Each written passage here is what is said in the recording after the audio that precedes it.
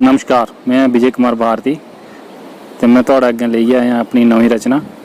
उम्मीद है कि तुसीं पसंद आऊ। जेकर तुसीं पसंद आवे तो लाइक तो शेयर जरूर करियो तो मेरे चैनल डुगर दी धरती की सब्सक्राइब करियो। नी करो टेलीफोन नहीं है लोड़ आले दी, आओ तुसें की सैर करां गरां च काले दी।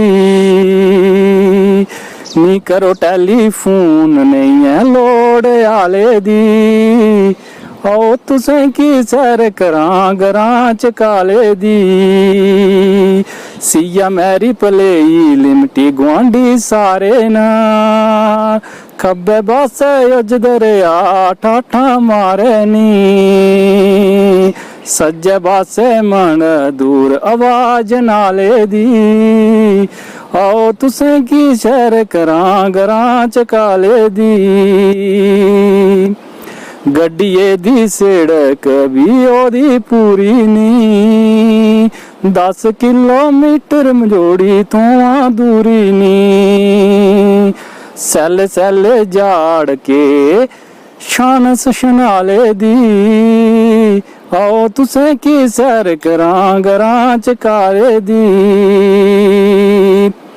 उपर बलैनी मंदर ऐ पुड़दारे दा, रखदा ख्याल ओ आसें सारें दा। उपर बलैनी मंदर ऐ पुड़दारे दा, रखदा ख्याल ओ आसें सारें दा। सारे जाने गल सुनदे हस दुआले दी, आओ तुसें की सैर करां गरां च काले दी। रशाऊ सरेल डंडी कन्नै ऐ कडेरा नी, रशाऊ सरेल डंडी कन्नै ऐ कडेरा नी, मंदर सचाइया दा गंद टाप प्यारा नी। के रौनक दसां गंदे मेले दी, आओ तुसें की सैर करां गरां च काले दी।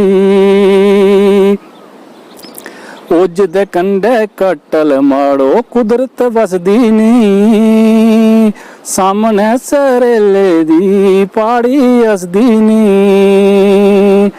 मक्का हुंदी शैल माड़ो रल ताले दी, आओ तुसें की सैर करां गरां च काले दी।